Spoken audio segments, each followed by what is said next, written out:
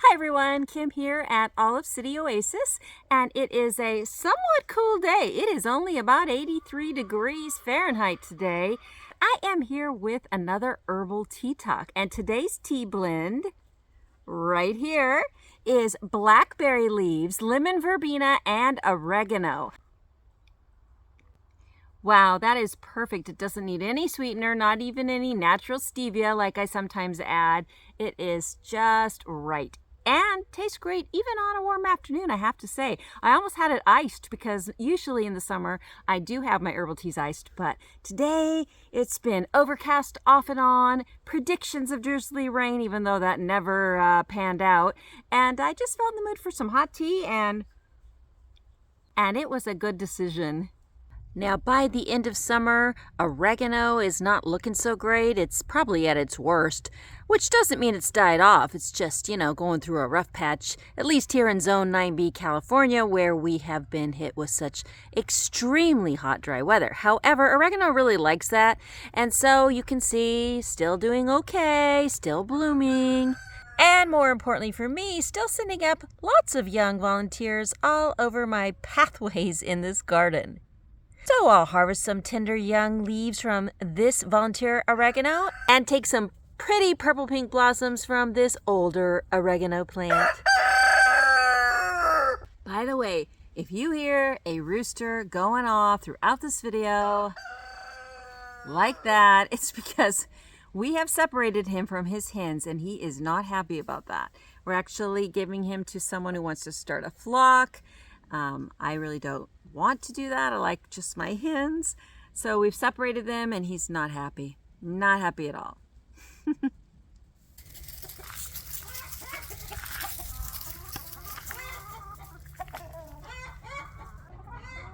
For the first hour after I let them out of their new run, the hens come cluster around the rooster.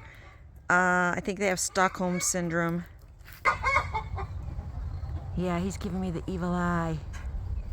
He's like, "What did you do taking away my harem?" Well, you'll have a new harem soon.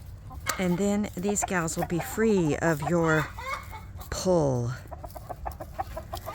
First year blackberry plant here. Didn't really produce berries. That'll happen next year, I'm hoping.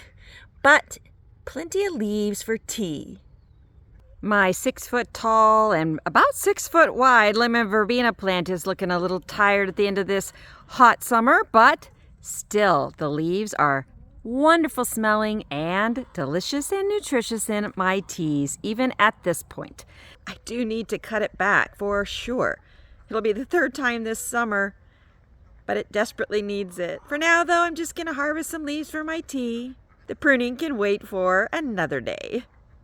So typically, I just pick enough of whatever herb I'm using in my tea for 1, 2, maybe 3 at most cups. No sense in picking more than I need.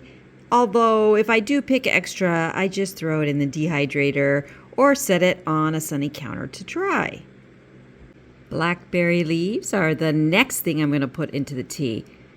Now you can strip the leaves from the stem or just put the whole stem right into your strainer.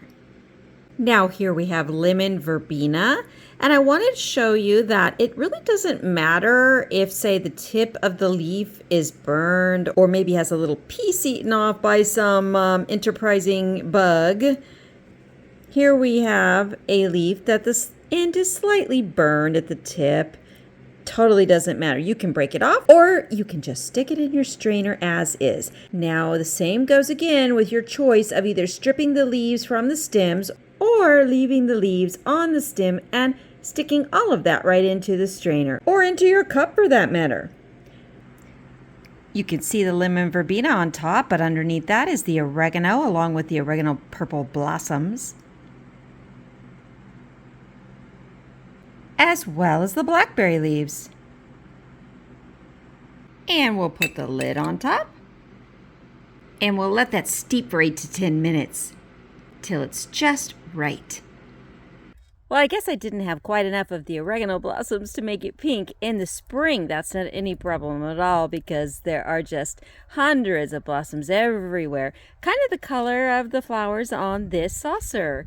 But no matter what the color of the tea, I've already cheated a bit and tested it, and it is delicious. So why did I pick this blend? Well, I often use lemon verbena in teas because it's all around just so great. It aids in sleeping quite a bit, and it really soothes stomach issues, which I tend to deal with frequently, and it's very calming. It does have some other benefits too. It reduces muscle spasms, boosts immunity, fights off infection. So a really good herb to use for your health, but also, oh my goodness, the taste and the smell is just outrageously good. Now, you may have heard of using blackberry leaves in tea before because a lot of people have talked about the benefits. There's so many to using blackberry leaves and raspberry leaves too. They're very similar. But yes, they're very high in astringent tannins. So they're very good for things like bleeding gums, menstrual cramps, sore throats, gastrointestinal issues. Also, though, very high in vitamin C and extremely strong with flavonoids. They have a lot of antioxidant properties, which are so good for you. Two of the most important being they're anti-inflammatory, which is great for arthritis. Plus, they boost your immune system.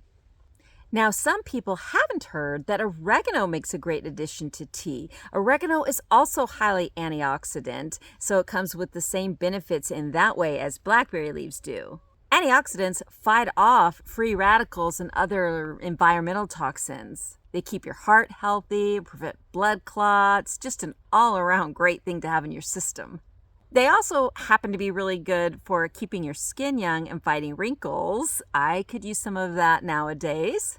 They're a great source of vitamin K and vitamin A. Studies have shown they help to fight off things like asthma and other respiratory issues. And there is a lot of studies going on and talk about needing further studies into some of the properties that might actually prevent tumors. And that's really significant in my family because I have a daughter that has a neurological disease that allows tumors to grow throughout her body, neurofibromatosis. So we're really on top of anything that might perhaps prevent tumor growth. And oregano really has some potential for that, though we're still waiting on more studies to, prove it out.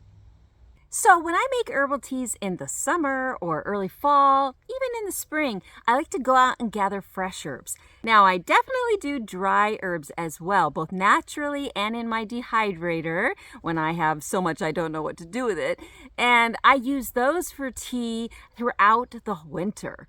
But throughout the time the plants are sending off all their, just gorgeous growth throughout the spring, summer, and early fall, I definitely take advantage of that to make my herbal teas with fresh leaves. And head out into your own garden or go forage by a river or a creek maybe. Find yourself some blackberry leaves. Get some oregano from your own garden or a neighbor maybe. Make yourself your own herbal teas. Come up with your own blends and share them in the comments below. I love to experiment with new blends, so I'm really excited to hear from some of you about what you enjoy and the benefits of your herbal teas. So have a great week, everyone, and I will see you again very soon.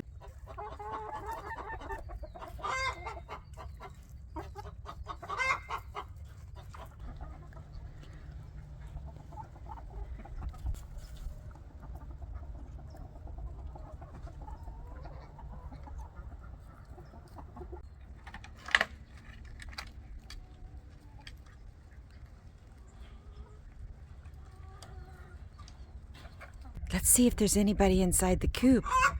I hear someone. Oh, two someones. That's right. That's where you lay eggs now.